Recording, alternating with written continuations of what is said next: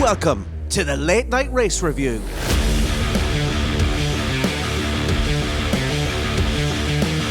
What do you want me to do? What are we doing? Staying out, Max. Yeah. So, what are we on a one-stop or a two-stop at the moment? Right. Okay. I can hear everything. P1, mate. P1. Absolutely fantastic the whole weekend. Yeah, beautiful weekend. Well done, everyone. Incredible result.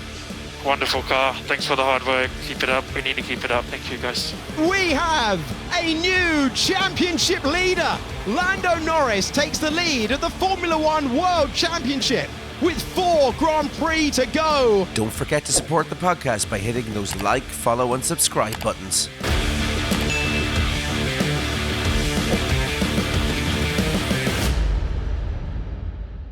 Welcome on into the Late Night Race Review. My name is Aidan Scott, and joining me today, as always, is Isidro Gonzalez and Damien Scott. How are you chaps doing this evening? Doing well, thank you. Yeah, great. Going really good.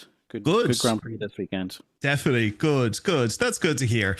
So, folks, this weekend we arrive back to Mexico for what was probably one of the most exciting and action-packed weekends on the calendar. I mean, look, there's been a few incredible races this season, but when championship points are on the line and championship nerves have truly surfaced, you know that we finally arrived at that time of the season for the Mexico GP. But before we unpack this incredibly spicy weekend, first of all, in the world of F1 news, and probably the only bit of F1 news going around this weekend, was that it was finally clarified that the so-called repercussions that Lando received from Singapore were finally thrown out, and more than likely was due to Oscar's complete obliteration of Lando's car during the COTA sprint race. Or who knows, maybe Zach Brown watched our little short here that we have over on YouTube.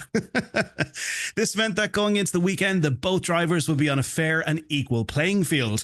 But according to Oscar Piastri conspiracy theorists, that wasn't the case at all. But don't worry, we get into all of the major coping theories later on in the episode, but we do need to unpack everything first. So starting off and running briefly through qualifying, we had the typical names out in Q1 with Albon, Stroll, Gasly and Bortoleto. Colapinto was also out in Q1. Then we also had Piastri, who was initially finding it difficult to get to grips with his car during Q1 and then also Q2, stating that he was having power unit issues, but inevitably he did get into Q3. Now, moving on from Piastri, we did have Verstappen struggle a little bit with the car, a little bit of oversteer that he was having in sector 3 there at roughly turn 9 at those lovely S's, the snake little section there. But eventually, look, he made it through to Q2 and then eventually Q3, where he did qualify in P5. Yuki Tsunoda, he also struggled a little bit in Q2 and then qualified P10. He did move up due to that Carlos Sainz grid penalty, because he did receive a 5-place penalty.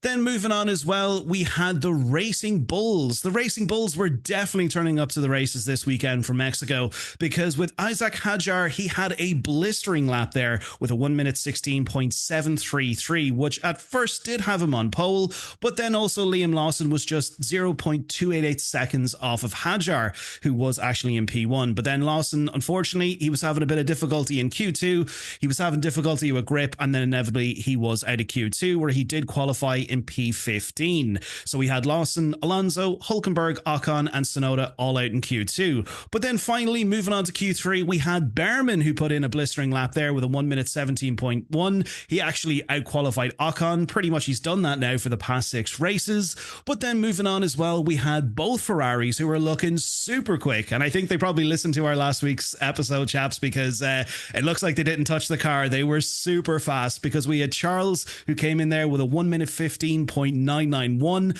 And then Hamilton, he was roughly about 400 of a second off of the pace. We had Charles in P2 and then Hamilton in P3. And then also we had Lando Norris with one of the fastest Mexico F1 laps ever recorded around that track with a 1 minute 15.586. He even came across the radio and he was like, I don't even know how I did that. Don't tell me.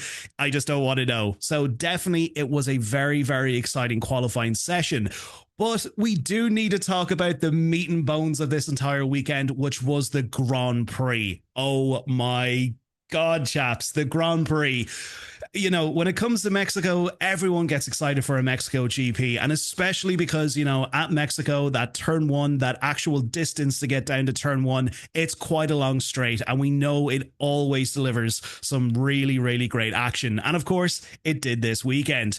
So before we talk about each of the teams, we need to kind of quickly unpack what happened here on lap one. So at the race start, the run down the turn one, first of all, we had Max Verstappen, Lando Norris, Charles, and we also had Lewis Hamilton all going up in there to turn one. Verstappen ended up locking up his tires because he ended up going on the side of the curb and then actually shot his car off. And then he went off into the grass at turn one, almost hit the barrier as well.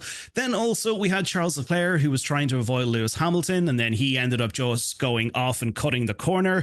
But then eventually, look, Charles, he gave the position back to Lando Norris. And then finally, coming down into turn four, we had Ollie Bearman, who capitalized on that Max and George Russell battle at turn 4 and 5 to take P4. And the fact that we had Haas in contention, I've had Haas in contention at all this season, was a huge talking point. I mean, Ollie Bearman, look, he had an incredible race, but we'll talk a little bit about him later on in the episode.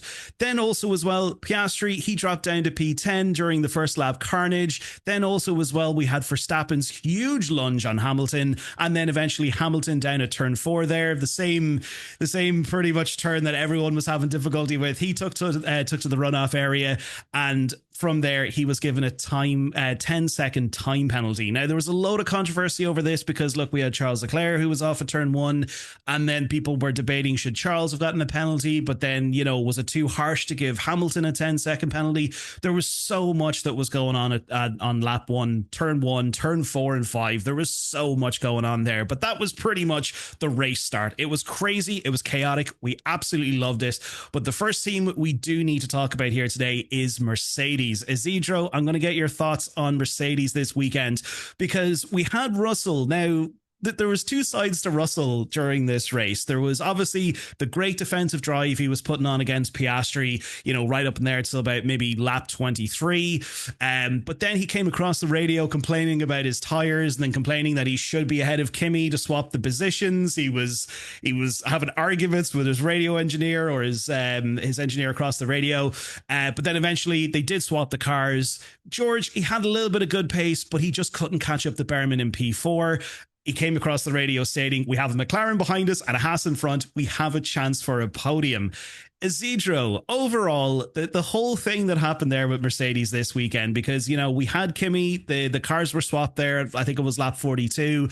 And then eventually, look, the cars were swapped back after lap 62 because George couldn't fend off Piastri and Piastri got by him. What was your whole opinion on Mercedes this weekend? I find quite amused George Russell conversations on the radio. I don't think I've seen so chatty overall during this season, and I think that he was right when he asked to swap positions at that time, because the Bearman was quite close to Kimi, but by the time they swapped positions, that distance was far too long, and I mean. And George realized that as soon as they swapped, he said, great, because he just realized how far Bearman was, and that would never gonna work. But kudos for George to keep his word and swap positions again with Kimi. But the chase that Russell was talking about would only happen if Mercedes said yes as soon as he talked about it. Not waiting for them to, I don't know, think about it and wait a few laps, and by the time it was too late. But Russell was right that they could have had probably a podium, or at least fight Bearman. But then again, the Piastri was really, really getting in Russell nerves. And Kimi, to be fair, he did a great job defending Piastri, because Kimi, when they made the swap, having a rookie to fend off Piastri, it was a bold move to do it. But kudos for Kimi. He fought Piastri quite good. And it was quite entertaining to see the Mercedes overall this weekend, I have to say. Yeah, no better man to fend off against Oscar Piastri, good old Kimi Antonelli. And the thing about it is as well, like George Russell, he is a championship contender, Isidro. I mean, he is there currently on 200. Until last week. He's sitting there on 258 points. Mathematically, he had a chance to do this. But I think, I don't want to read too deeply into this. And this is going to sound like I am reading too deeply into this. But do you kind of think from Mercedes' point of view, the fact that they didn't change the cars around straight away, it kind of just goes to show they were kind of yeah, George, come on. Yeah, look, a podium would be nice, but you don't really have a chance here of winning the championship. Yeah, and I think that for Mercedes is the same, because I think at the moment they only need to get better points than Ferrari to see if they can get the P2 in the constructors. So for McLaren, Russell or Kimi and Russell, for them would be the same. Now it's just a matter of basically Russell is the number one driver, so they want to make him happy at least for another year. That's true. Those contract negotiations, that was probably one of the clauses. I have to be getting ahead of Kimi whenever I ask. Yeah, but they were very slow to do that, to be fair. If they have a swap in this, in the next lap, probably the story of the race would be different for Mercedes. Yeah, no, definitely. And hats off to Kimi for fending off against Oscar Piastri. Definitely, Kimi put up a good defensive battle there, and he had a good drive. But I kind of also felt as well, when he was behind Bearman, you could see at some points of the track, he was trying to gain on him. He was trying to get into that DRS zone with Bearman, but it just felt like after a while, Kimi was just no, I'm just going to sit here and see what happens. Go on, Isidro. I think that Piastri also knows that Kimi Antonelli is famously known as the hitman. So Piastri wasn't sure if Norris gave a word to Kimi before the race. It's like that meme, that Avengers meme that you kind of see going around. It's just Piastri is trying to get by both Russell, or he's trying to battle against Russell, and Russell is like, what's the meme again? It's he's like, oh yeah, I have a McLaren, but then George is like, well, I have a Kimi. Something like that, yeah. We've all seen Kimi's antics over the season, just randomly taking out drivers here and there. I think that was a definite good call to put Kimi behind George eventually. He has a nice contract, has nothing to lose, so that's it. Famous last words also spoken by Lewis Hamilton this weekend. Nothing to lose, but we'll talk about him later on in the episode. But look, I have to say, overall, as disappointing as it was for some Mercedes fans not to have, the Mercedes drivers on the podium or get higher up on the grid, I have to say, with Mexico, it's a very demanding track, especially on tires, and we've seen that this weekend. But with the soft and the mediums, Mercedes, they definitely had a really, really good race. But overall, look, it was good to see that kind of performance out of there, and especially to fend off against Oscar Piastri and in a McLaren as well. But obviously, look, we're in the latter part of the season. It's not really going to make much difference in terms of the Mercedes championship hopes or anything like that. And I don't think mathematically George has a chance anymore. I think after this weekend, he's kind of erased from the World Drivers' Championship picture. Am I right in saying that? I think after Coda. After Coda. Yeah. Right, okay. Because I was seeing reports during the week. It's mathematically George still has a chance, but I'm just okay, the only mathematical chance he has is that if all cars DNF in front of him all the time, all the time for the next 5 races. But yeah, unless he sends Kimi on front, clearing the path, just clearing the path out of the way. But no, definitely good weekend for Mercedes. Struggled in some places, but, overall the performance was good. Now, moving on to Red Bull. Wow, they were definitely the talking point of this weekend because obviously, look, as mentioned earlier on the episode, going into qualifying, Verstappen definitely struggled a lot with that car. He was having a lot of difficulty, especially with oversteer, just at the S's there before you come up into the stadium section. Every qualifying lap, you could see the car was just trying to get away from him when he was trying to do it. But eventually, look, he did get up there. there, and he did get into Q3 and he got that car up there onto, was it P4 or P5? But first of all, in the race though, we had Verstappen. Yes, he was off at turn 1. Then we had that huge lunge on Hamilton. Look, this isn't really anything new that we've seen from Max Verstappen. He always does that. He always barges in. He always, tries these kind of moves. But then after the pit stops, Max, he changed from the mediums, which were definitely not working for him whatsoever. I think at one point those mediums were just screaming to come off his car. He moved over to softs, and then from P9 after all the pit stops, fought through the entire grid, that whole Piastri, Kimi, George, Bearman battle that was going on there, got up past all of them. Obviously, yeah, he did over or undercut some in the pits and, when they all came in and stuff like that as well, but fought all the way up to fight against Charles from lap 68 for P2. However, I know it comes as a major disappointment for many Max Verstappen fans and Red Bull fans. Unfortunately, he was denied that P2 because of that virtual safety car. Now, Carlos Sainz, he decided to park his car up in the stadium section, get out and, get himself a little Heineken there. But of course, he caused that VSC. But look, if the VSC hadn't have come into play, we could all sit here and say ifs and buts and we're candies and nuts and all this kind of stuff. But look, VSCs happen and safety cars happen. And he even said so himself. Sometimes the virtual safety car, the safety car works for you or it works against you. And in this case, it did work against him. But if there wasn't, yes, he would have caught Charles. Damien, I want to know your thoughts on Red Bull this weekend, because also as well, Yuki, he definitely put in a good race this weekend. Now, I will say a good race only for about 11 laps, because after 11 laps, his pace kind of dropped off, because he was defending against Oscar Piastri there for about 10 or 11 laps, and he was doing very, very well, I have to say. But unfortunately, he did finish up there in P11. And just to note as well, Max, he did finish in P3. Damien, what are your thoughts on Red Bull this weekend? I think it's a case of what could have been for Red Bull. They both were on the same strategy. They started on the mediums and wanted to finish off the race on the softs.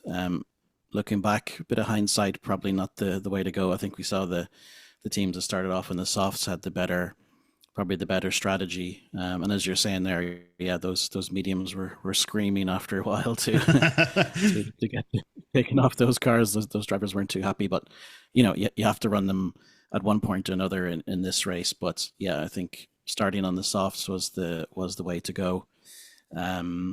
I think Yuki, we've seen in the last number of weeks, he's starting to find his feet and produce really good performances. I think today he was not really his own fault. He had a slow pit stop. They brought him in a bit later than Max. I think his team didn't help him in terms of that, because he came back out into traffic after that stop, and yeah, he had a lot of work to do then. So I think he's probably a little bit let down by his team on that one. But yeah, he did a great job being the number 2 today, right? And I think that's what Red Bull are always looking for in a second driver, is obviously helping Max to gain as many points as possible. And we've seen that with Checo over the last number of years that he was there. And I think Yuki did a good job of that today. Like he held up Piastri for quite a long period of time. He did a great job of holding him up. And yeah, I think it was kind of inevitable that Piastri was going to take him on those fast straights. The McLaren clearly has the pace, and obviously the DRS. It was just a matter of time. But fair play to Yuki. I think he had a good weekend, but again, he was just let down by a bit of circumstance, and I think his pit stop was a little bit slow as well. I can't remember exactly what the issue was, but they had some sort of a problem there. So yeah, things went against him, and then in the end, I think he was pretty close to 10th in terms of time wise. I think it was pretty close. Was it Bortoleto finished 10th? I can't remember who it was. Yeah, it was got a point. Yeah, Bortoleto. He got by him to get 10th.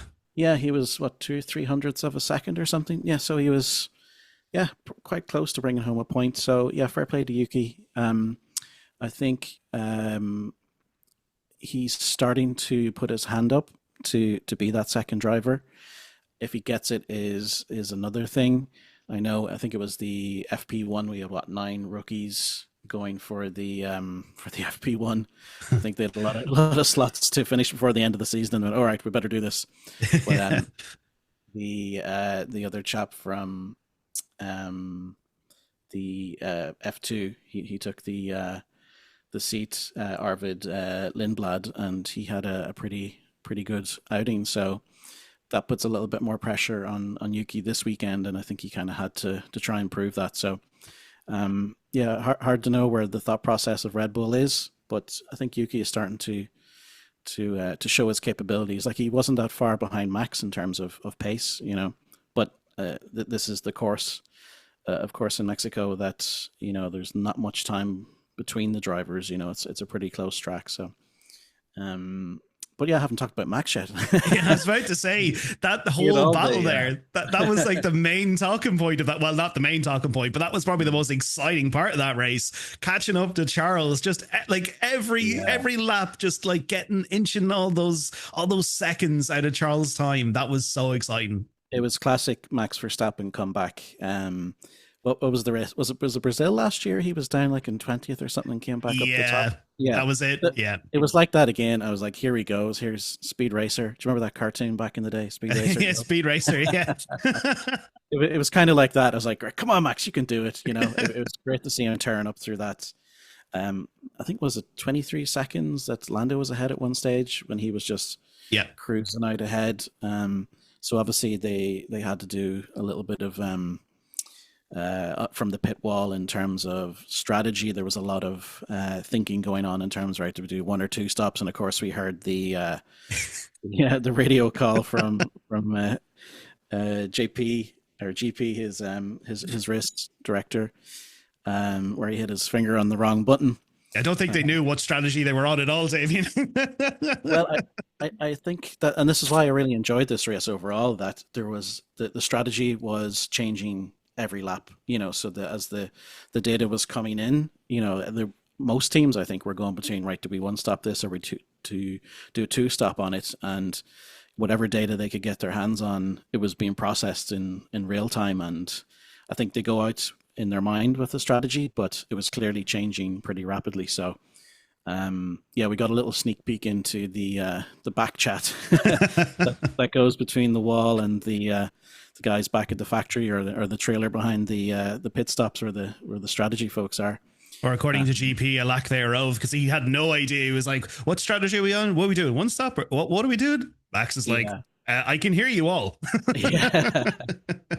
It's like that kind of internal group chat you have with the colleagues in work or something like that when you're with a customer or whatever it might be. There's the back channel, which they generally never get to hear, but we got a little snippet of that. And I think it was Bernie Collins. I heard a bit of the Sky commentary. She was saying, and I think she was a strategist, of course, that she used various methods of knowing which button to press. Either it was a sticky button or something like that, or it made a noise, So again, these are just ordinary people at the end of the day. They always make mistakes in high pressure situations. It's going to happen. But that was a funny moment where Max was like, "Hey guys, I can hear you."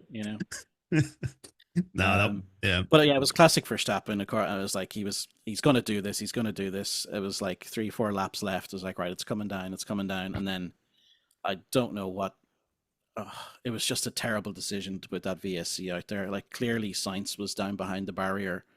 And I think it might come back to the Lawson incident earlier in the race, where we had marshals that were just seemingly running across a live track. Yeah. Where he could have literally plowed through them. There could have been a serious incident there. So, and that wasn't shown on the broadcast at all. Yeah, I think we saw that later after the race, and that was absolutely crazy. So I think they were maybe being overcautious when it came to that situation. But again, it was in the slowest part of the track. Double yellows would have been perfectly fine, and they could have had a full speed track for the rest of the circuit. So that kind of ruined the any chance that Verstappen had of getting P2, and I think he probably deserved it. But at the same time, Charles was kind of hanging on. So depends on your viewpoint. You want the guy speeding from behind, or the scrappy boxer taking all the punches and he hanging on to the end. That's true. But overall, probably a good weekend for Red Bull, but it could have been a lot more just if things had gone their way a little bit a little bit more. But that's the way the cookie crumbles, right? You know. That's it. Shoulda, coulda, woulda. And like, if you look at even like the driver standing now, like obviously, look, it would have benefited Max if he did get P2. Like, obviously, regardless, you know, moving up spots, it's always going to benefit you. But he's now 36 points in the difference between him and Lando. And I mean, obviously, with 4 races left now. So we got Brazil, Vegas, Qatar, and then we've got Yas Marina left as well. You know, like that's a huge opportunity for Max to you know, to slingshot himself back into the top spot there, because obviously, look, there's a lot of rumblings going on between the two drivers, between Lando and Oscar, and we'll get into that because that's a huge thing in itself. We do need to talk about later on in the episode. But obviously, look, it would have been beneficial for Max to get into that P2 to get some more points to tear into that championship or potential 5th championship title. But no, definitely it was. I think it probably was a weekend to forget for Red Bull. You know, like obviously it wasn't the best of starts for them, and then you know going out throughout the race and then coming back with the whole Max and Charles battle. You know, obviously that was it was a good bit of action there, and it was very exciting. But you know, we go into Brazil and we all seen what happened last year when it came to Max Verstappen and Brazil. Who knows? It possibly could happen again.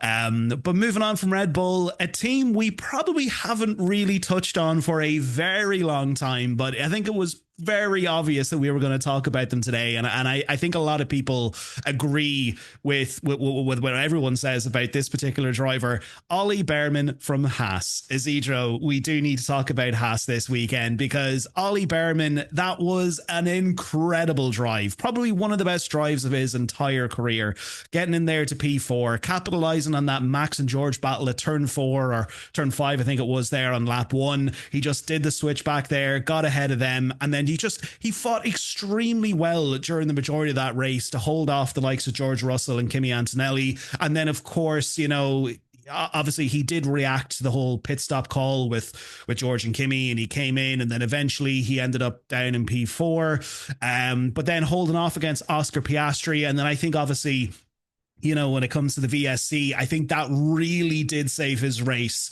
when it came to Oscar's charge on Ollie Bearman.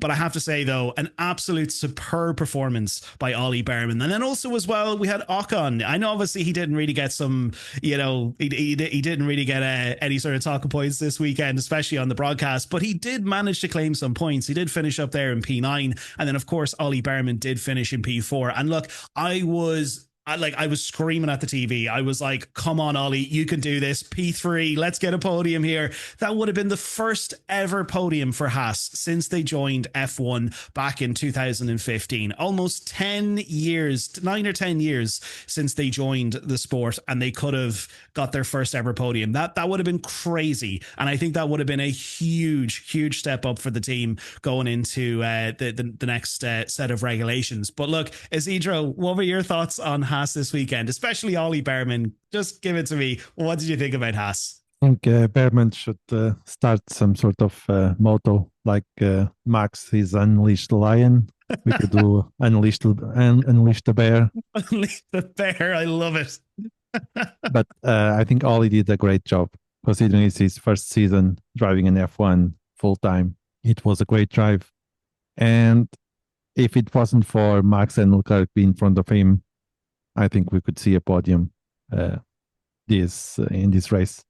But you never know the future. I'm pretty sure he'll be getting a podium, if not with us, maybe with Ferrari in 2 or 3 years. But do you think possible Bearman move to Ferrari?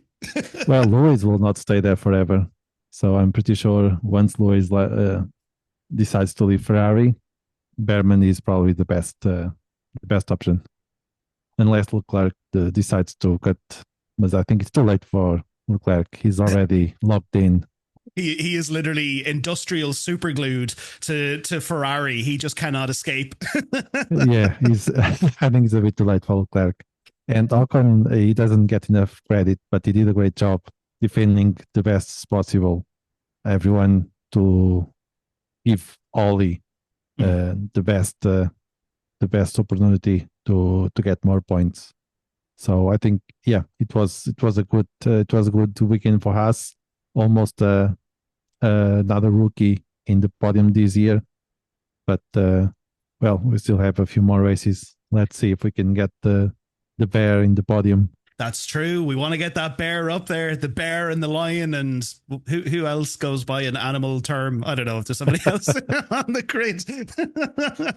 But no, I have to say though, that Haas car definitely looked super quick this weekend, and like you could even see sort of like a glimpse of that in Coda. Like, yes, they did struggle a lot in Coda. Unfortunately, Ocon was just getting T-boned left, right, and center, and of course Bearman was doing, Tokyo drifts there during Coda as well. But you could see the potential in that Haas car, and I love where Haas is right now. Like, of course, yes, look, I'd love to see them further up, and I'd love to see them battling the way that they were battling this weekend against the likes of Ferrari and McLaren and Mercedes and all that kind of stuff. But I love where Haas is at the moment. Like, obviously, look, they got a ton of money thrown at the team, obviously with the incorporation with Toyota Gazoo Racing there. I think it was at the end of last season or something like that, or the beginning of this season. They got a ton of money thrown at them there with the incorporation of that. So obviously you can see there, and especially with the difference now with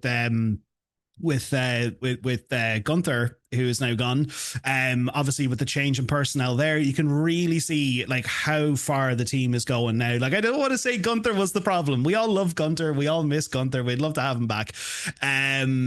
But I really do like the position that Haas are in now, and I love to see, every weekend I love to see them developing and just like extracting more potential out of that car, because we want to see them fighting for podiums, because like as I said there, it was almost 10 years that they could have literally tick that box of first podium for Haas, but unfortunately it didn't happen.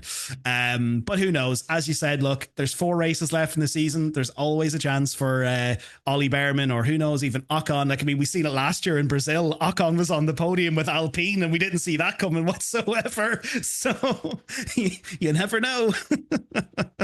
But look, moving on, and this is probably one team we can probably incorporate into the whole Haas Ferrari sort of thing. We do need to talk about Ferrari, because obviously, look, there was a lot of controversy around that whole incident there at the start of lap 1, and then eventually with Max Verstappen's incident with Lewis Hamilton going off the track. I mean, even Hamilton, you can even see when coming down there into turn 4, it was just like at a stage where he was like, yeah, no, I'm not even risking that, and he went off to the runoff area, but then he just cut the entire track, and then he was given a 10-second time penalty. Now, Damien, I do want to get your thoughts on this one, because first of all, do you believe that the 10-second time penalty was fair? Do you think it should have been 10 seconds? Like, obviously, yes, he did gain an advantage. Those are the rules. So, yes, he should receive a penalty. But do you think 10 seconds was a bit too much? Should have been 5. I know Jacques Villeneuve was coming across saying, oh, yeah, 10 seconds was perfect.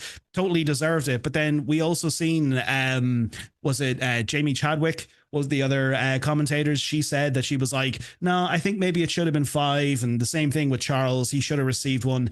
But what was your whole thoughts on Ferrari this weekend? Because, like, look, obviously, there was a lot of pace in that car. There was a lot of potential in that car. And obviously, yeah, look, we know about the whole battle with Charles and Max, but kind of touching a little bit more on Hamilton, I think just once he got the penalty, everything kind of went downhill from there for him. What do you think? Yeah.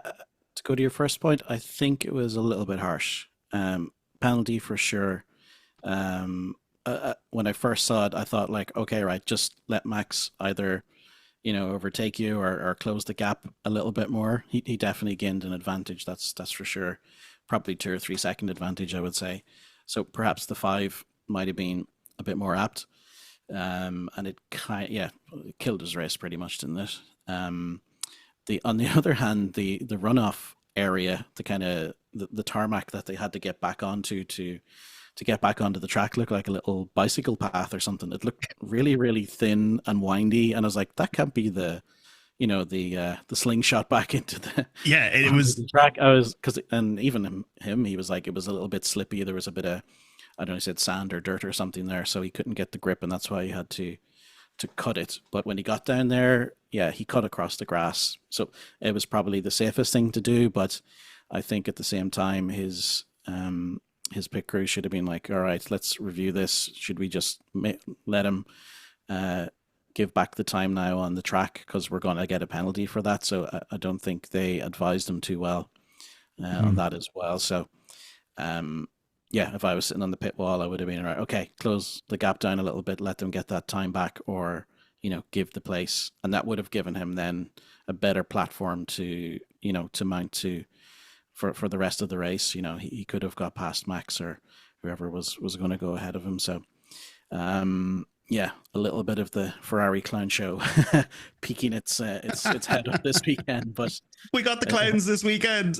It hasn't been around for a while. Somebody's sitting on the box. It's taped up tightly, but a little bit of the tape broke, and the wig got out for 2 seconds. But, honk honk. Yeah.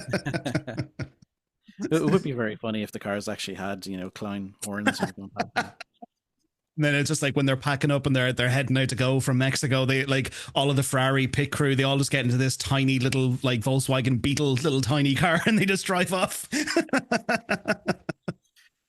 Yeah, that would be funny to see. And about 60 of them get out.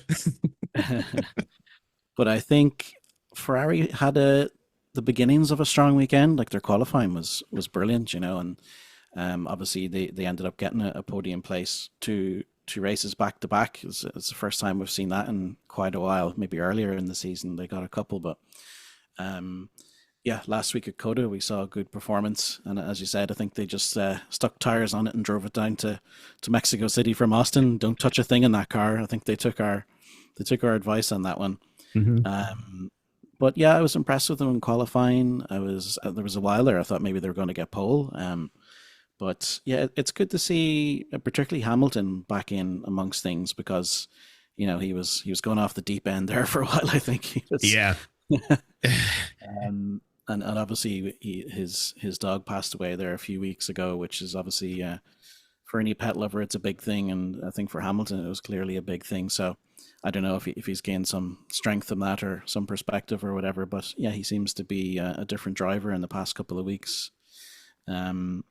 But yeah, I think maybe not great advice from the pit wall on that. I would have given the spot back or asked him to close the time. Penalty was harsh. Probably 5 seconds was fine.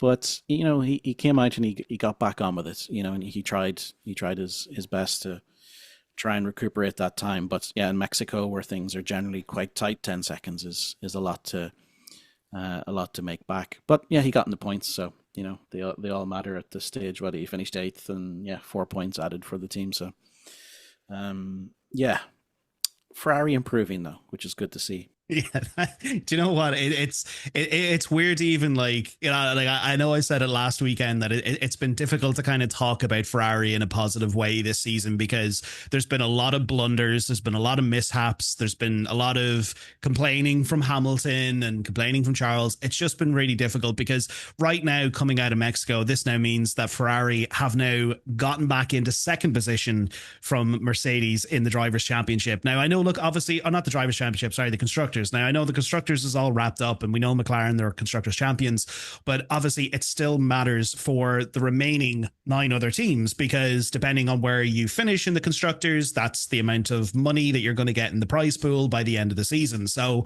every point matters. So it's not a case of for any new F1 fans coming into the sport that, once the Constructors is wrapped up, that's it, the teams don't care anymore. No, every point matters. Wherever you finish in that Constructors Championship, that's the amount of money that's going to get funneled into your team going into next season. So it's good to see Ferrari back coming there into the runners-up position. But again, can they hold it for another 4 races? Because we go into Brazil, which hasn't really always been a great track for Ferrari. Then we go into Las Vegas, which historically, we've only had 2 races so far there. That has been a good track for Ferrari. And then Qatar, and then we go into the final race into Abu Dhabi.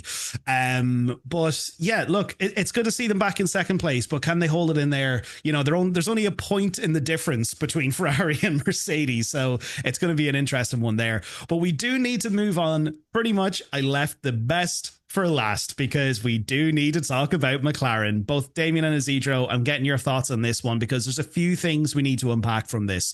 So look, first of all, it's a given that Lando Norris, he had an incredible weekend. First of all, from qualifying with that insane lap that he put around Mexico, and then also as well after lap one, he just checked out. You know, it was constantly 5 seconds, 6 seconds. It just the time kept on going up and up and up and up, and then eventually, look, he did win the race, and he ended up being 33 seconds ahead of everybody else. It was just it was kind of like he was just Max Verstappen for a day. That's what it felt like. You know, he just checked out. He was gone. He was in a different postcode. He didn't even need to worry, you know. But on the other side of things, we do need to talk about Oscar Piastri, because first of all, I know we've given Oscar a lot of stick here over the last couple of episodes. Isidro, not so much, because he is an Oscar fan. But look, I will say though, Piastri, he had an incredible comeback drive. Like, look, you love him or hate him, if you're not a fan of Piastri, or if you are a fan of Piastri, that was a really good comeback drive, because, you know, after all the lap one, turn one drama, he went down to, what was it, like P10 or P11. He came back there. He had a battle with Yuki Tsunoda. He got by him on lap 11. He had that battle with George Russell. He got by George Russell, I think it was on lap 49. And then eventually the pit stops came around again. And then eventually he got by both Kimi and George after lap 62 or something like that.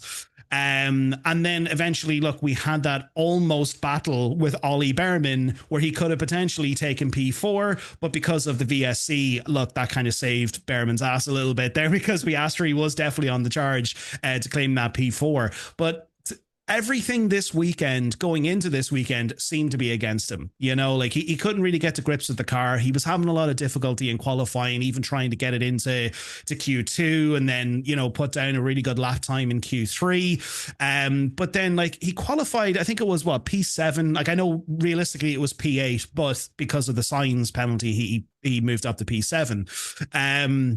But the thing about it is that, like, I do want to jump headfirst into this, because this has really been frustrating me over this weekend. You know, like there's been a lot of people who've been claiming that because now Oscar Piastri is having a difficult couple of races, like, you know, we've seen it in Singapore, Azerbaijan, we've seen it here in Coda, and then we also seen it now in Mexico. He's had a very difficult couple of races, and there's a lot of people out there, and especially the Oscar Piastri fans, that just, you know, they're wearing those super rose tinted glasses where they just block out all sense of reason and facts from around them, and they're just shouting, he's being sabotaged. His car is being sabotaged. McLaren are purposely sabotaging Oscar Piastri for this championship because they favor Lando Norris, because Lando Norris is bringing more sponsors and bringing more money into the team, or, you know, they're just favoring Lando because Zach is a big Lando fan. Like, all of this absolute just,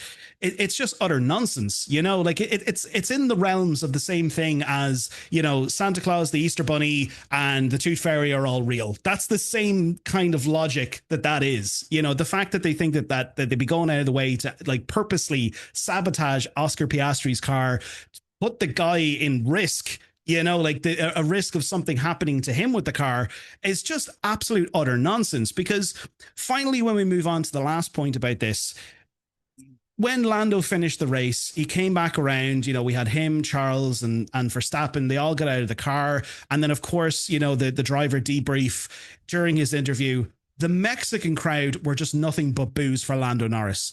I'm sorry, regardless if you don't like Lando Norris, or if you're a fan of Oscar Piastri, that was just absolute childish behavior. That was just, like, I'm sorry, you can't even call yourself a reasonable adult if that's the kind of attitude that you have going into a race, and your favorite race driver doesn't win the race. Like, I know Max has received a load of boos in the past, and, you know, every person who's been on top has received boos, but, like, over this whole thing, it's just childish. It really is.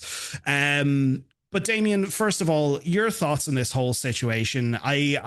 It's really annoying me at this stage, the amount of cope that these people are trying to deal with, that Oscar Piastri is now 1 point behind Lando Norris. What do you make of this whole thing? And of course, McLaren's performance this weekend. Well, I think of a lot of what you hear or read on the internet by, you know, the average Joe is to be ignored, right? The whole sabotage thing, and, you know, certain fans and certain drivers will obviously be biased. So I think we can just, throw out that thought that his own team is sabotaging him somehow.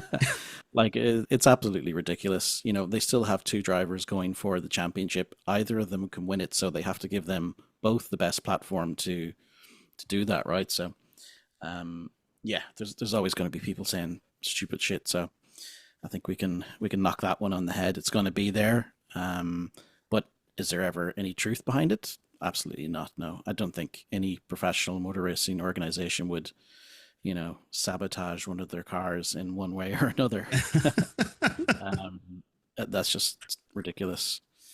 I thought, well, the tale of Piastri this weekend was his qualifying, right? So he got himself into P8 starting P7. So it's kind of his own fault, really, for his qualifying performance. You're going to be in traffic. Turn 1 is going to be a nightmare for you. Anything can happen there. And we saw he probably lost a few places. And obviously gained them back then over a couple of laps because he had the faster car. But he did quite well for that midfield battle that he then found himself in. I thought he generally had a good race. He had a lot to deal with. Obviously with Yuki, he had quite a few tussles. And then George Russell was talking about a McLaren up his ass for a certain section of the race, which was the funny radio comments from him. And then he had Lewis Hamilton to deal with at one point, and Kimi Antonelli. So yeah, he found himself in that area just above the midfield, I suppose, where you're going to get into those kind of scrapes, and he came out of it without any issues. Like, if you're going between those, 6, 7, 8, 9 kind of positions, you're going to, either lose a front wing if you're getting into it too much, or something silly's going to happen, and he came out the other side of it. So I think he managed his race well. And at the end, I think the VSC got him as well from that situation, because he was only, I think, a second or two behind Bearman at the end to get P5. So he kind of, kept his head down, went at it. I didn't really hear any moaning from him in terms of his radio calls. And I thought he had a good race for where he found himself. So if he had qualified further up, obviously he would have been in contention for a podium. But I think it's the weekend he needed in terms of performance, but obviously not the weekend in terms of points on the board, where Lando clearly outshone him on that one, and just, as you say, took off into the sunset there. He was, full pit stops ahead on 2 or 3 occasions, I think, throughout the race. So yeah, Lando was absolutely dominant this weekend. Maybe taking off FP1 seems to be good for him. I think a couple of other times it's happened this season. He's had a good weekend, or won the race anyway. Yeah. But I suppose Pat O'Ward came in for FP1 for McLaren from their stable, from the IndyCar side of things. So it was good to see him get a run out too in that free practice. So we have a season on our hands here, lads, now, don't we? That's it. And this is what I mean. Like, if Piastri, if McLaren or all these Oscar Piastri fans are saying like, oh, they're sabotaging Piastri's car and all this kind of stuff, Piastri wouldn't have been in the position that he was during that race. Like, he had an amazing comeback drive. And I've said this the last couple of episodes. I've given Piastri a very hard time. I'm not a huge Piastri fan at the moment. I'm not. Just his whole attitude and his whole approach to this championship battle has just really irked me. It's not a word I use a lot, lads, but it's really frustrated me, his approach to things. But at the end of the day, though, look, if Oscar wins this championship, all power to him. It'd be an incredible recovery what has been a very difficult couple of races, to first of all lose the championship lead, and then to potentially come back and reclaim that. That would be an incredible comeback drive, and more power to him. If he wins, happy days, that's brilliant. But if it's Lando, happy days, Lando's won his first, or possibly so was Oscar. At the end of the day, if you're a McLaren fan, you should just genuinely be happy that McLaren have won both the Constructors and the Drivers' Championship. That's the thing. Damien? I think on the point as well you made about the crowd booing him, I saw something about a local interview with it was either Lando or one of the McLaren folks afterwards, and they kind of explained it. It was something to do, I think, with the Monza situation. So they didn't like that, Of Oscar course. got the preference over it, and they saw that, Piastri was being a little bit, they thought, screwed over. So I think the Mexican crowd and their passion, they always kind of go for the underdog or the downtrodden. They're very like the Irish in that sense. So I think they were, if they see what they see as an injustice, they get behind the guy that's obviously been got the raw end of the stick there. So I think that's where that came from. I didn't know that Mexico loved McLaren so much and Oscar Piastri, but here we go. He's got a new fan base. Yeah, but I think again, Mexico they delivered this weekend. It looked like a fantastic event. The crowd was really up for things. There was a great atmosphere, great race. And yeah, I'm going to see if I can go next year. Maybe looks like it'll be a great weekend. Well, not at all.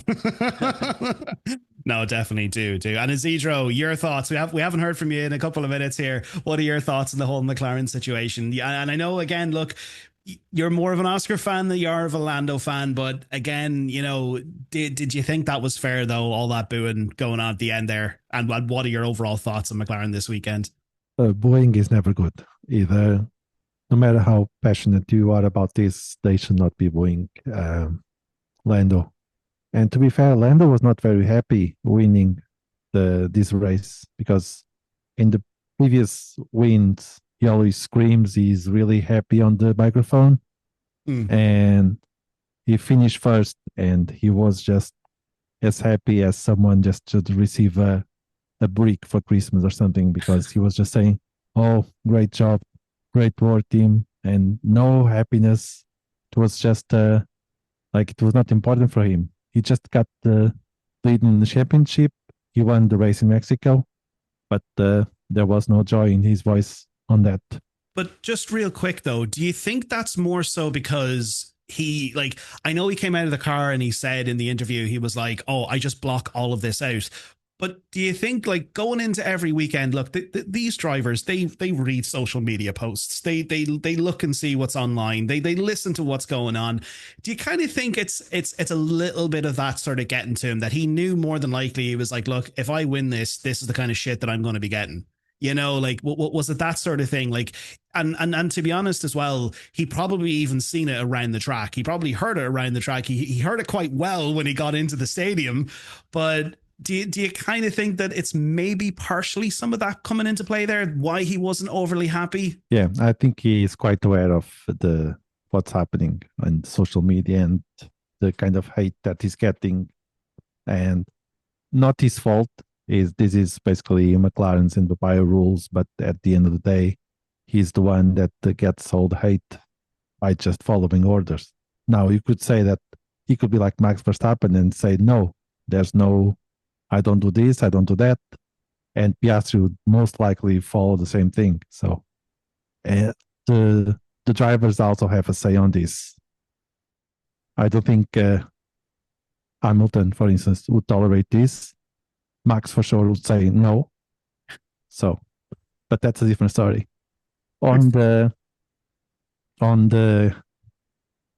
story about the sabotage and stuff like that, that most likely is not happening, but you never know. It's in 10 years' time, there's a McLaren mechanic that comes out and just shares the stories that was what was happening in the garage. I mean, look at in the past the Felipe Massa crash gate.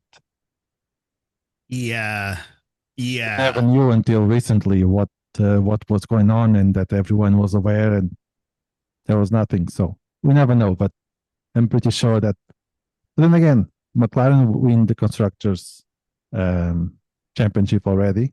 They like Lando more than Oscar. At least Zach Brown is always favoring Lando wherever he goes. I don't get this. I really don't. I don't see it. And it's not a case of I'm approaching this from, just being a Lando fan. I'm not, like, the rose tinted glasses are very off when I approach this kind of, feeling towards both drivers and my opinion towards both drivers. I just genuinely don't see that. I don't think it's overly spoken, but in a way, I think that Zach Brown favors Lando. Oscar and Lando. So McLaren have the constructor championship, so they now they pick Lando and start supporting Lando. But to be fair, they should have made that choice more clear and probably in May or June say this is our driver. We're going to work for him to get the WDC and not throwing these papaya rules and never say anything. Yeah. Like, and to be honest, though, I suppose going into the remainder kind of couple of races now, the last 4 races, if we start to see this come across the radio, then obviously it's pure evident that, you know, who they're kind of favoring. But we've yet to see. Who knows? All could change. Like, we've seen what happened last year with Brazil. Lando, he put that car in P1 and he completely bottled that. And, you know, we've seen Max and 2 Alpines on the podium instead. So anything can happen next weekend.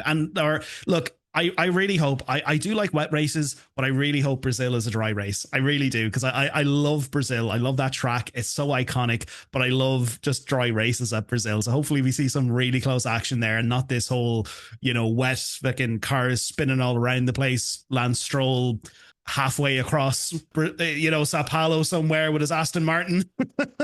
It's still far away, but I saw the forecast and it was rain for the weekend. So God.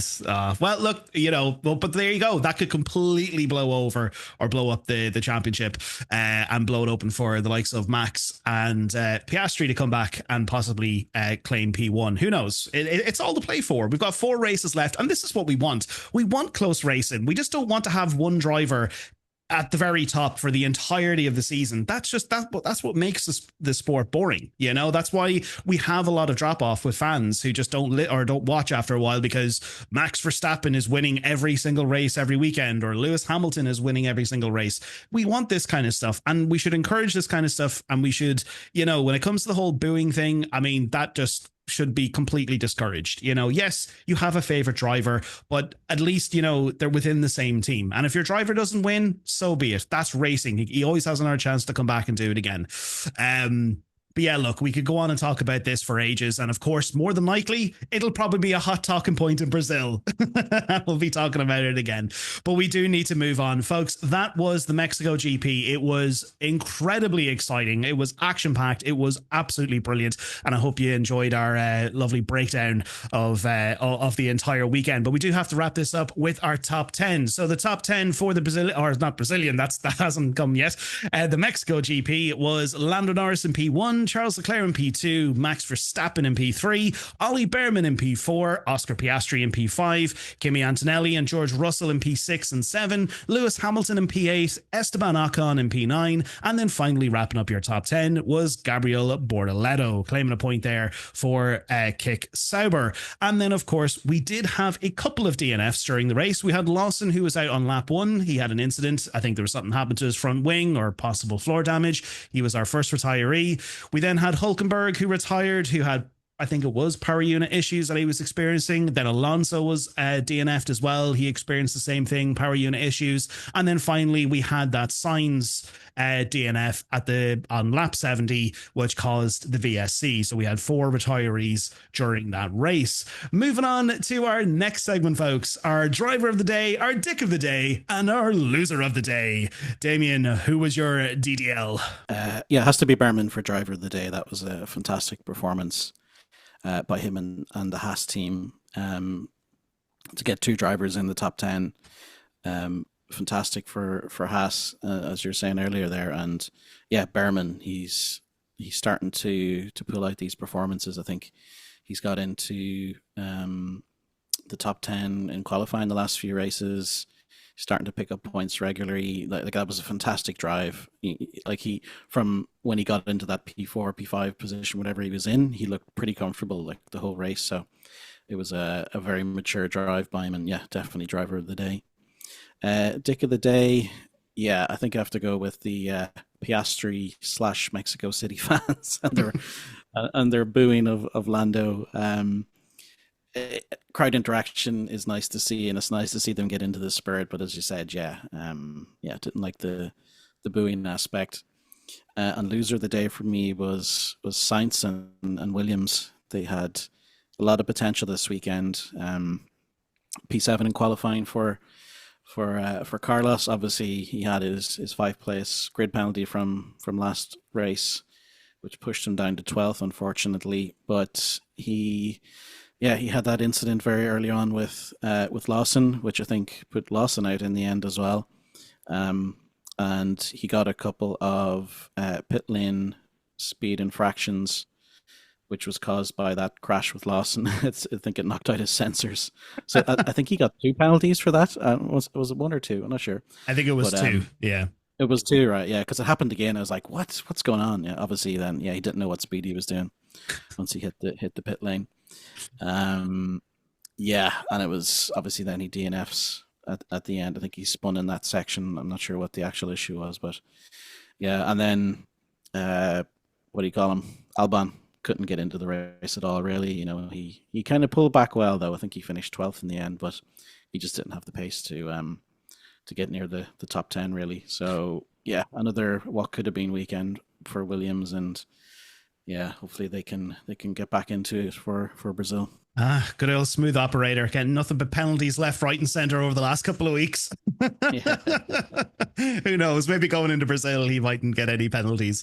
Definitely a weekend to forget for Williams in general. Isidro, who was your driver of the day, your dick of the day, and your loser of the day? So, driver of the day must be Unleash the Bear, Ollie Bearman. Love it. He did a great drive. I could go with Max Verstappen because he also provided us a great drive, but Ollie Bearman did drive of the day. He really deserves that. Unleash the Bear. You heard it here first. Dick of the day, I'm going to say it will be Rui Marques, the race director of F1, because he was a buzzkill on the race, and if you want to bring the VSC for the last 2 laps, you should have bring the VSC for Lawson as well.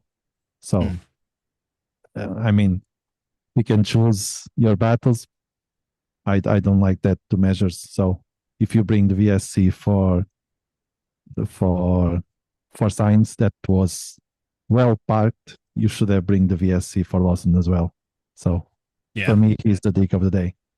Loser of the day must be Williams. They had a tough weekend. Sainz, he was stuck in the loop, always going to the pit, get the penalty, get out, enter again. So he was stuck in the loop for penalties. And Albon in that hard tire, that was a very bad choice from Williams. So yeah, for me, loser of the day will be Williams. Tough weekend in Mexico. Yeah, Sainz just sits in the car and he gets a 10-second time penalty. He's like, what did I do? I didn't even move. Yeah, no, it was not his day, definitely. No, definitely not. But as I said, look, the last 4 races, anything can happen. Hopefully they'll get a little bit of a turnaround, because even last year, Brazil, Williams, they were quite okay. But again, it was a wet race, so that kind of blew everything open for any team to potentially pick up points. But no, definitely, I agree with all of that. My drive of the day, of course, look, it's obvious. Ollie Bearman, that was just an incredible race, great drive. Best of his career. Everyone, is all in the Ollie Bearman camp, and I absolutely love that tagline, Isidro, Unleash the Bear. We're gonna get stickers made up and copyright those before he does. Yeah. But my dick of the day, I'm with Damon on this one as well. All the Piastri fans, I'm sorry. If you're a Piastri fan and you were booing that Lando Norris celebration, I'm sorry. Grow up. That's all I have to say there. Just grow up and just move on. You have 4 races left and Oscar can still win this. I would love to see any of those drivers win the championship. I would love to see it, either Oscar or Lando. But realistically, I want Max to win. I would love to see him come back and get a 5th. It would be brilliant. Again, I said it last weekend, I would love to see Max win it. So, but yeah, Piastri fans, you are my dick of the day. And then lastly, my loser of the day, the Piastri fans, because all of those sweet Oscar Piastri fan tears. Seeing their lovely Lando Norris getting up there, taking that top spot, taking that trophy, and then just to even add more fuel to the fire, just making it 1 point separating the both of them. It's just, you gotta love it. You love to see it. Say we're my loser of the day. So moving on, folks, to our final segment, our predictions game. Over the last couple of weekends, it's been getting uber close between the likes of Damien and Dave and myself as Isidro, and it's going to definitely get even more spicier this weekend because we have our predictions for Mexico. So first of all, we had Dave, who had Max in P1, which was unfortunately not the case. He had Lando in P2 and Leclerc in P3, which was a bit unfortunate. He had he actually had all the drivers right, but in the wrong place.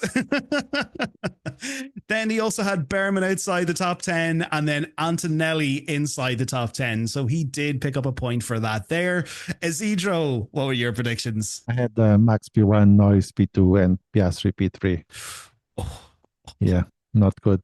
And then I had Tsunoda outside top 10 and Antonelli inside top 10. Oh, picking up 2 points there, Isidro. Picking up 2 points. That's good. And then for myself, I had Max in P1, which was 0. I had Lando in P2 and Piastri in P3. So absolute nothing burgers for me. Then I had Yuki outside the top 10, which was 1 point. And then Hajar inside the top 10, which was unfortunately 0 points for me. That was nice. When I saw Bartoletto get the P10 and Hajar in 11, I was thinking, oh, I think someone's predictions just got wrong. I know. I had egg on my face at the end of that. I was like, come on, Hajar, come on. But yeah, no, he just ruined it for me. Damien, what are your predictions? Yeah, I had Max P1, Lando P2, and Leclerc P3. So yeah, the top 3, but in the wrong order. So yeah, I was screaming at that VST at the end because it's like, Max, come on, at least get Leclerc sorted there. But yeah, couldn't do it. And I had Hulkenberg outside the top 10 for my flop. He DNF'd. I think that should be a point, but whatever. And then I had Antonelli inside the top 10 for a point there. So there we go. So this weekend's winner is Isidro. Good point. He's on a good streak now, Damien. You have to defend against Isidro. He's a winner this weekend. Better watch out. Yeah, I'm Lando. Mr. Hassier lineup. That's it. No, he's Lando. He's making a comeback drive. He's gonna finish the season. There's gonna be a point between you and him and the difference. He's gonna win. But with those results, yeah, with those results, folks, it means now that Dave secures that top spot with 31 points. Then also we have Damien in second position with 30 points. So just a point separates him and Dave. And then we have myself in third with 26 points. And then Isidro in fourth with 23. So it is getting even more closer. It really is. And with 4 races left, who knows? Anything can happen when it comes to the predictions game. But that means that we do move on to Brazil. So Dave did send in his predictions for Brazil. He has Max in P1, Lando in P2, and then Hamilton in P3. Questionable prediction there with Hamilton in P3. But then he has Bearman outside the top 10 and then Albon inside the top 10. Isidro, what are your predictions for Brazil? My prediction would be Max P1, Piastri P2, and Norris P3. Then I have Bortoleto with a DNF. And then I have a McLaren to have a pit stop of 2.1 seconds or less. Oh, okay. So is this sort of situation where when we predict something specific is going to happen, we get double points? Because I think this is the play that you're making here. You want to double point this thing and leapfrog me and then get up there with Damien, don't you? No, it would be 2 points if I was precise about the pit stop itself. I'm just saying it will be 4.10 or below. Oh, okay, right. So considering that it's Brazil and it's raining, I don't see they being that fast. Oh, okay. We'll see. I'll just wait for a decision. Otherwise, I'll pick another thing. Okay. We'll see what happens next weekend when it comes to Brazil. But if you do get that right and you get exactly on the money, I think that definitely deserves 2 points. I will gladly. I'm not being precise. I'm precise to say that McLaren would be 2.10. I'm just saying that it will be 2.10 or below. But yeah, if you do get that, I will 100% give you 2 points. And I will gladly I will gladly let you leapfrog me into third place if you get that right, because that would be the prediction of the season. No, Damien. No, Damien. It's getting spicy now. Hold on. Yeah, Dave had a good point here as well, that they had a 2.1 in this race. So, if we're going by the rules as such, if they were in let's say that's inside the top 10 equivalent, then you can't pick it again. Well, look, I wash my hands of this because Isidro is the FIA. He decides who gets the points and how many points are given. So it's Isidro's call at the end of the day. 2 seconds flat. I'll give it 2 seconds flat. Listen, or call the lap number. You'll get a 10-second time penalty if you're not careful there. So if McLaren have a pit stop of 2 seconds in Brazil, I get 2 points, double point. Well, you're the FIA. You can give yourself 10 points if you want. I'll give you 2 points if you call the exact lap number. Oh, that's interesting. That's very interesting, Isidro. Like you're setting 2 seconds plus lap number. Because think about this, right? You're setting yourself up for either 0 points or 2 points. It's a 50-50 gamble here. So I'd say you call the lap, and if you get that bang on the money, that would be incredible. And please tell me your sports almanac that you have. It will be raining, so it's difficult to give you a window. That's it. Yeah. Let me see. I'm gonna go with not McLaren. I'm gonna say that Ferrari will have 2.5 or above. So Ferrari having 2.5 second pit stop or above. Or above. Okay. And are you going to include the lap? No. Okay, that's fine. Well, look, Is Damien happy? I think this one is going to drag on through the week here, or the next couple of weeks, because we've got a break, don't we? We'll have to get Dave in this as well. Yeah, that's true. Well, look, moving on, my predictions for Brazil, I'm going to have Max in P1 because, look, Max has pulled off some incredible comeback races on that track. So Max in P1, Lando in P2, and Piastri in P3. That's right, the Lando bias is coming through there, thick and thin. And then moving on, we have Ocon outside the top 10, and then mine flop is Hajar, or not my flop, sorry, my surprise is Hajar inside the top 10. Damien, what are your predictions for Brazil? I'm going for Lando P1, Max P2, and Piastri P3. Mm-hmm. My flop is going to be Ocon outside the top 10. And my surprise is going to be Yuki inside the top 10.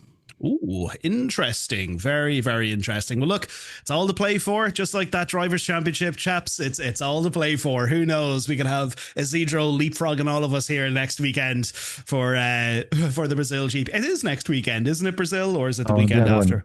Weekend after. There's a break. 7. That's right. Sorry, I keep on saying that it's next weekend. It's November 9th or the weekend of the 9th, isn't it? Or something like that anyway.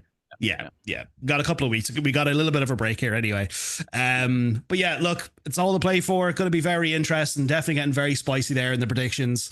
But yeah, that's we'll wait and see what happens in Brazil. So folks, that was our Mexico GP. Thank you so much for listening to today's episode. Thank you so much for all your support here over the last, God knows, couple of months now since we've been doing this. Well, back in March when we started, when we kicked things off there in China, or it was at the mid-March or whatever it is. Thank you so much for your support so far, and we're looking forward to the last couple of races with everyone listening. If you did enjoy today's episode, definitely make sure to click that like button and make sure to click the love or thumbs up or follow, whatever button it is, on Spotify or wherever you're listening to your podcast today. And of course, look, if you want to hear more from us, definitely make sure to click that subscribe and follow button across all the different platforms on Spotify and YouTube. It'd be greatly appreciated, and we really appreciate all of the support so far. So chaps, thank you so much for taking time out of your afternoon to talk about the Mexico GP. It was awesome as always. So thank you so much for popping over here this evening. Thank you. It was great. Awesome. Well, look, until next time, folks, we have, as the chaps did say here, we have a week's break. So we'll see you on the weekend